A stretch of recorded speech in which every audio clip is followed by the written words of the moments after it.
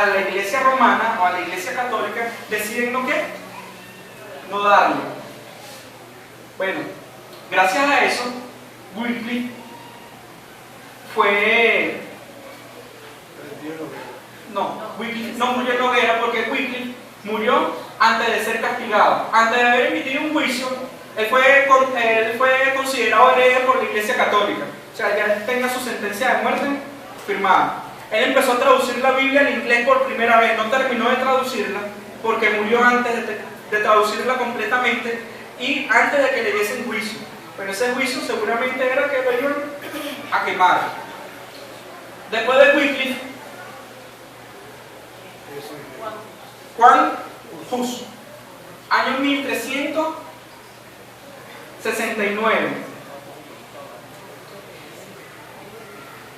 Juan Hus fue directamente contra la autoridad papal. Él decía que el Papa era un abusador, o sea que había muchos abusos en lo que el Papa hacía. Y de hecho dice que la máxima autoridad no era el Papa, sino que eran las Escrituras. Entonces, son personas que se atrevieron a luchar contra un sistema, contra un imperio que fácilmente podía quitarles la vida. Pero no les importó contarle que la verdad y la luz de Cristo pudiese llegar a todo el mundo. Y el último, pre-reformador, Girolamo Savonarola. Cabe destacar que Juan Wycliffe fue comulgado por la Iglesia Católica y condenado a la hoguera. Tanto Juan Hus como Savonarola, los dos murieron martirizados. Los dos se opusieron contra el sistema papal, los dos se opusieron contra la Iglesia Católica, ambos fueron excomulgados y murieron en la hoguera. Habían puntos en los que ellos concordaban. La primera, condenaron la inmoralidad de la Iglesia Católica. Condenaron el sistema de las indulgencias. Ustedes saben que para ser salvo la gente tenía que ¿qué? ¿Cuántos quieren ser salvos? Hermano, yo soy salvo ya. Bueno, el que quiera ser salvo, o el que no crea que es salvo y quiera ser salvo, yo le puedo dejar mi cuenta ahí. ¿Podemos alcanzar salvación solamente a través de quién? Cristo. Hermano, Cristo no cobró nada. Qué increíble, ¿verdad? Que el que murió no cobró. O sea, si usted se imagina que Cristo después de resucitado fuese, ¿tú quieres ser salvo? Bueno, paga. Son tantos, ya yo estoy aquí, ya yo resucité. Paga pues, está en todo su derecho. Ya demostró que él era el Hijo de Dios y que él podía redimirnos. Pero Cristo dijo, esto es gratuito, esto es para todo aquel que en mí crea, bueno, esto es por gracia.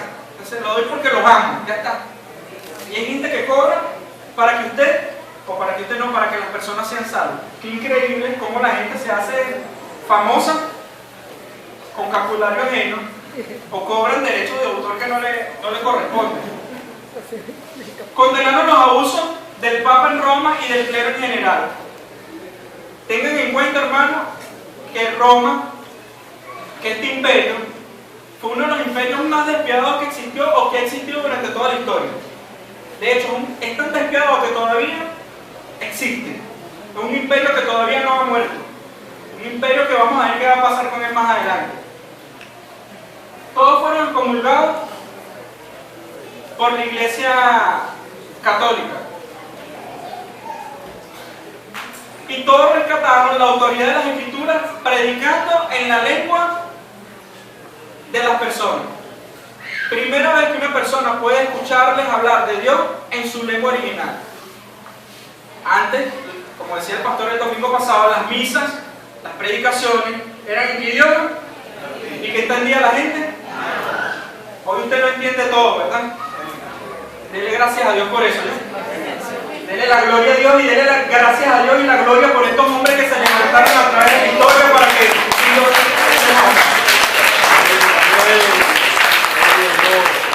Qué fácil es decirlo, ¿no? Qué fácil es decirlo. Qué fácil es decirlo. No, la Biblia, yo, sí, anda a predicar y bueno, y uno busca y tiene internet y hay Google y todo lo encuentra facilito. Pregunten si estos hombres consiguieron todo facilito. a uno le da flojera leer la Biblia, me voy a meter en ese paquete.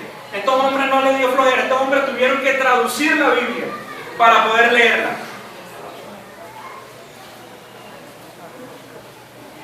Y hablando de los pre-reformadores, ahora sí podemos entrar en lo que es la parte de la reforma. No sé si han seguido el libro histórico de cómo a través desde allá del profeta Daniel, cuando el rey Nabucodonosor tiene su sueño, se ha venido cumpliendo una serie de acontecimientos y hechos que hasta el sol de hoy son vigentes. ¿Sí? Entonces, hermano, la palabra o la Biblia es la palabra de Dios.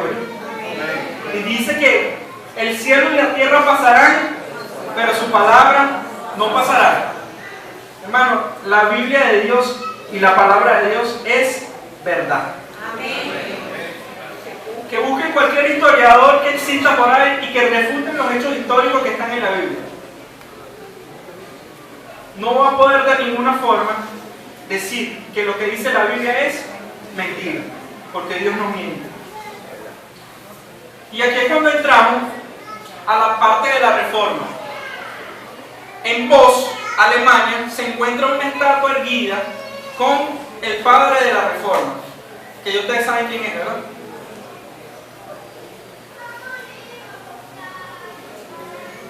Yo quise irme hacia este lado porque yo sé que en la escuela dominical iban a tocar muchos aspectos. Yo sencillamente quiero darles un resumen y poner el contexto de la historia para que ustedes vean cómo se ha ido cumpliendo y en qué momento nos encontramos nosotros de la historia. En Bonn, Alemania, se encuentra una estatua erguida con Martín Lutero y a sus pies se encuentran los 4 pre-reformadores de los cuales les acabo de hablar, dando inicio o diciendo que ellos fueron los grandes pilares para que todos estos hombres pudieran ¿qué? Reformar. ¿Qué iban a reformar? Los 1000 años de oscurantismo que hubo con la Iglesia Católica. Más allá que una reforma, ellos lo que querían era volver las costumbres de la iglesia medieval, imperial, a la iglesia primitiva. No es una reforma como tal, es volver a los inicios. Fueron hombres que volvieron aquí a la lectura de las Escrituras, a la doctrina de los apóstoles. Entonces, nace Martín Lutero en Alemania, fecha importante, 31 de octubre de 1517. Es cuando se da inicio a lo que se conoce como la Reforma, o la Reforma de la Iglesia Católica hacia la Iglesia Protestante. Católica mal llamada, ya sabemos que son católicos romanos, nosotros también lo somos. Pero 31 de octubre de 1517, ¿por qué allí? Porque allí es cuando Martín Lutero clava sobre la puerta de Wittenberg las 95 tesis. ¿De qué hablaban esas 95 tesis? En esas 95 tesis se atacaba lo que era el sistema de las indulgencias, donde se afirmaba que el Papa no tenía poder sobre la salvación de las personas. Sencillamente, la gente era salva ¿por qué? Por fe, por gracia. Entonces, empieza a atacar la doctrina y costumbre de la Iglesia Católica. Habla sobre la salvación a través de la justificación y no a través de los méritos. Para un católico, hasta el día de hoy, hermano, es imposible que una persona que haya hecho malas obras se salve. Por eso es que existe el purgatorio. Pero los que son muy malos, esos se van directito para el infierno. Los que son así más o menos, que bueno, lo que pasa es que alegan ellos que como Dios es santo y no puede ver una persona con ninguna mancha, entonces esa manchita que te quedó por ahí, ¿verdad?, en el purgatorio, se la va a lavar. Cuando la palabra de Dios dice que la sangre de Cristo nos limpia de todo pecado, hermano, y que las cosas viejas pasaron, aquí todas son hechas nuevas. Hermano, pobrecita la gente que aún vive en oscuridad, que usted los ve que se muere alguien y duran ¿cuántos días? 9 días. 9 días. Rezándole a quién? A un muerto, hermano. Eso sí tienen tiempo para perderlo. O sea, y gente que fielmente sigue esa tradición. Y se muere el abuelo y 9 días. Y se muere el otro y 9 días. Si se le mueren 4 familiares un mes, todo ese mes es haciendo rezo, hermano. Gente en ignorancia. Gente que aún no les ha alumbrado la verdad de Cristo en su corazón. Ya no porque no existe Biblia, ya no porque está en latín, sino porque sencillamente ¿qué? No la leen. Sencillamente no leen la Biblia. Una de las grandes cosas que hizo Martín Lutero o los luteranos fue reformarle la Biblia católica. Nuestra Biblia tiene ¿cuántos libros? 66. La católica tiene 73.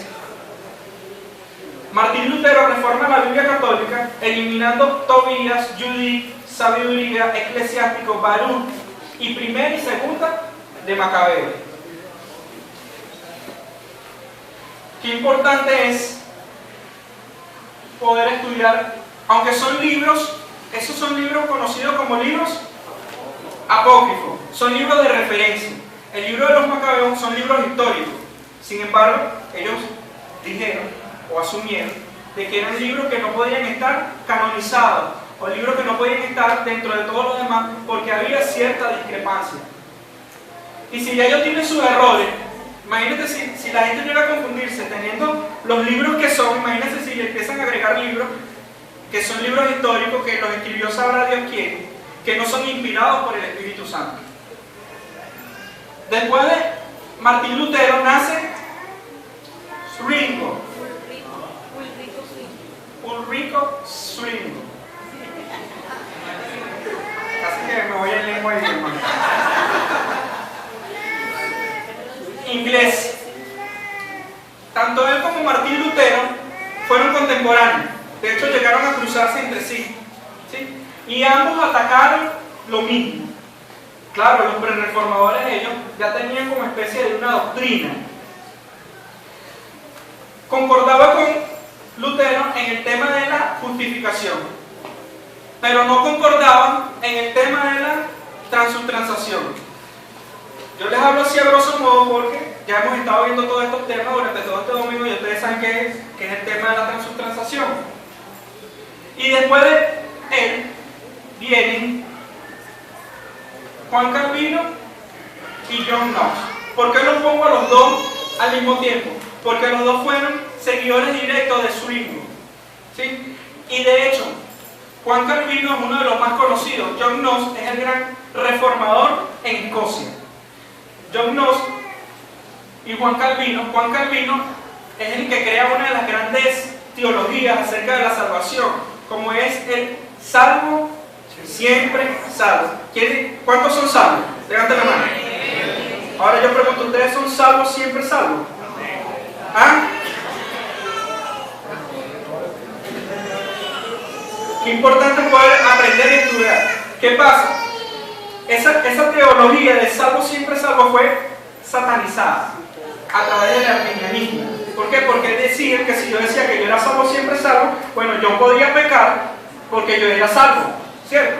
Bueno, Juan Calvino nunca dijo eso. Juan Calvino dijo, el que es salvo es siempre salvo porque va a vivir su vida conforme a la salvación que lo ha llamado. Entonces, si usted es salvo, usted vive una vida ¿en qué? En santidad. Y si usted vive una vida en santidad, usted es salvo. Entonces usted siempre va a ser salvo. Ahora, gran detalle con Juan Calvino. Juan Calvino creía en algo que se llama la predestinación. Que nosotros fuimos predestinados, que la gente fue predestinada ¿a qué? A salvación. Eso es otro tema que es mucho más profundo, ¿no? No me voy a meter allí. Ahora, ya estoy casi que termino, ¿no? Casi que termino. Lo que pasa es que son 1200 años de historia en 30 minutos. ¿Ah? Los grandes padres de la Reforma concordaban o su doctrina se basaba en un aspecto muy puntual que es conocido como las 5 solas. Eso lo habló el pastor y la maestra en la escuela dominical. Solo Cristo. No hay mediador. ¿Qué introdujo la Iglesia Católica? mediadores. ¿Mediadores por qué? Ellos dicen que los mediadores no son Cristo, pero que ellos nos ayudan a nosotros a poder ¿qué? A ser aceptados por Dios, ¿verdad? Dentro de esos mediadores, ¿quiénes se encuentran? La Virgen María y cada uno de los santos que han ido muriendo durante lo largo del tiempo. Son una chorrera de santos, hermano, ¿no? Y a medida que pasa el tiempo, más santos hay. Porque van muriendo los papas, van muriendo hombres y mujeres que se portaron bien en esta tierra y son ¿qué? Beatificados. Entonces la Iglesia Católica, para la Iglesia Católica no es solamente solo Cristo, ¿no? Cristo es el Redentor, pero a Cristo lo ayudan los santos. Solo Escritura, no tradiciones, solo Escritura. Una de las cosas que caracteriza mucho a la Iglesia Católica, que es las tradiciones. Hermano, usted ve en Semana Santa la gente vestida de remolacha, ¿cierto? O de nazareno. O de nazareno. Usted le pregunta a alguien, ¿por qué te viste de nazareno? Estoy pagando una promesa. Ajá, pero ¿por qué te tienes que vestir de nazareno? Estoy pagando una promesa. ¿De dónde sacan ellos eso? Bueno, eso lo sacan de la crucifixión de Cristo. Recuerden que a Cristo, en forma de burla, ¿qué le colocaron? Le colocaron una túnica de color púrpura, simbolizando que era un rey, una corona, y le decían que era el rey. Quiere decir que si ellos se visten de púrpura, ¿qué es lo que están tratando de decir realmente? Es una burla a lo que decían de Cristo, ¿no? Entonces, ¿lo hacen por qué? Por tradición, por ignorancia. En Semana Santa, los católicos no pueden comer ¿qué? ¿Qué pasa si comen carne? Comen la carne de Cristo, hermano. No pueden comer carne. Solamente pueden comer ¿qué? Pescado. Y no se ha preguntado por qué pescado. ¿Por qué no pollo? ¿O por qué no cerdo? O otra cosa, nada más legumbre. Bueno, resulta que la historia dice que la Iglesia Católica Romana llegó a un momento de crisis en donde parte de lo que sostenía la economía de ese momento eran las embarcaciones pesqueras, y ellos dictaminaron que entonces en la Semana Mayor se iba a comer era pescado, pero la gente ahorita no come carne en Semana Santa porque creen que se están comiendo la carne de Cristo. Bueno, ahorita no hay carne, pero no importa. Si usted tiene su pedacito de carne y en Semana Santa, cómaselo en el nombre de Dios y con todo gusto, hermano. Y si me quiere invitar, bueno, yo también me comeré mi pedacito de carne. Sola fe, no obras. Así como ellos alegan de que una persona, los católicos romanos, alegan que una persona, si es muy mala, no puede ir al cielo. ¿Qué es lo que me están diciendo? Que la persona es salva ¿por qué? Por las obras que hace y no por fe. Nosotros sabemos que nosotros somos salvos ¿por qué? Ahora yo le preguntaría a un católico, el que estaba al lado de la cruz con Cristo, ¿quién era? Eso era un bicho, hermano, ¿no? Ahí morían nada más los peores de la época, crucificados. Y el hombre solamente dijo, acuérdate de mí. ¿Qué fue eso? Eso fue una declaración de fe. Creo que eres el Hijo de Dios. Desde hoy estarás conmigo en el paraíso. Entonces ustedes son salvos ¿por qué? Por fe. Solo gracias, no méritos. Hermano, es impresionante ver cómo en la iglesia tradicional católica romana abundan y lo que predomina son los méritos sobre las cosas, sobre las personas. ¿Quién más hace? ¿Quién más da? Solo mérito. Y lo último es, no se ve allí, la última sola es para la gloria de Dios. Una de las cosas con las que Dios es celoso es con su gloria. Dios no comparte su gloria con nada ni con nadie. Pero en la iglesia católica la gloria de Dios se la llevan varios, ¿no? Se la lleva la Virgen María, se la lleva San Cocho, Santa Aya, se la llevan todos los santos. Y en última instancia, bueno, gracias a Dios. Usted no ve que hay gente que dice, quien me sanó fue José Gregorio Hernández. Yo le estoy pidiendo a José Gregorio Hernández ¿Y dónde aparece la Biblia? En la Biblia que José Gregorio Hernández sana gente. Te busca cualquiera de esos santos en la Biblia, a menos que sean los apóstoles, no van a aparecer, hermano. Y la Virgen María, y la Magdalena. Se han hecho maestros en la mentira, en el engaño. Entonces, qué importante es que pudimos ser reformados. Si no, nosotros estuviésemos ahorita en ese oscurantismo, en donde no entenderíamos nada. Por eso digo, denle gracias a Dios por haber nacido en el tiempo y en el momento que nació. Qué importante es que yo haya nacido en este momento, porque si no, no estaría aquí hablándoles de esto. La historia no termina allí, hermano. La historia continúa. Daniel capítulo 7. 7, 8, 24 y 25. Hace una referencia directa a Apocalipsis. Daniel capítulo 7, 8 y 24 y 25 hace una referencia directa a Apocalipsis. Apocalipsis 17, 18 se habla sobre la gran ramera. Yo pregunto, ¿quién es la gran ramera? La gran ramera es un sistema religioso que se levantó. De hecho, en el libro de Apocalipsis, la profecía dice: tú que te acostaste con tantos reyes y asumiste dioses que no eran yo, y te prostituiste. Y la única creencia y religión que permite en ella misma sincretizar cualquier creencia es el catolicismo, ¿no? Dice que sobre esa gran ramera se iba a derramar ¿qué? Un juicio. No se preocupe, que nosotros no estamos allí, ¿no? No se preocupe, ya nosotros fuimos reformados. También es conocida como, esa gran ramera es conocida como la Gran Babilonia o la Babilonia antigua. Eso haciendo referencia a que en la antigua Babilonia habían creencias y religiones que practicaban cosas similares a las que practica hoy la Iglesia Católica. Por ejemplo, se daba culto a una mujer. Pregunto, ¿a qué mujer se le da culto en la Iglesia Católica? ¿Usted sabe que se le da mayor adoración a María que a Dios? Por cada Padre Nuestro son 7 Ave María. ¿Sabía usted eso? ¿Sí?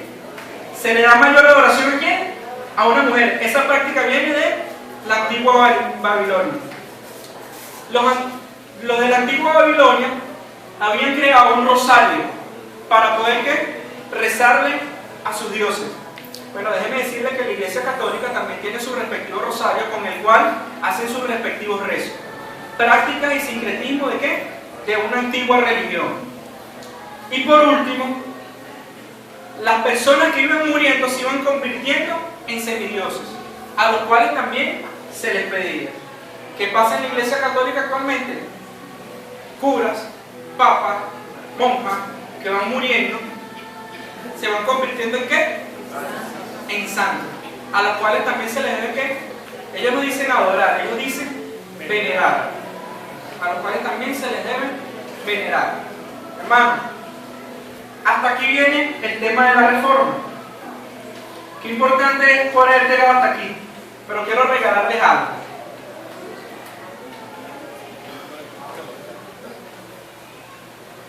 Daniel capítulo 2, versículos 34 y 35. Dice que la esfinge que se erigió, iban a ser imperios que iban a dominar el mundo, ¿verdad? De hecho todavía lo dominan. Pero hermano, qué glorioso es el Evangelio de Dios, que dice que de esa esfinge iba a levantarse una piedra, que fue una piedra no cortada con mano de hombre, sino que desmenuzaría a todos esos imperios, y que su imperio no tendría fin, hermano. Estamos hablando de la venida de Cristo. Amén. Así que les tengo buenas noticias. Amén. Dios me bendiga.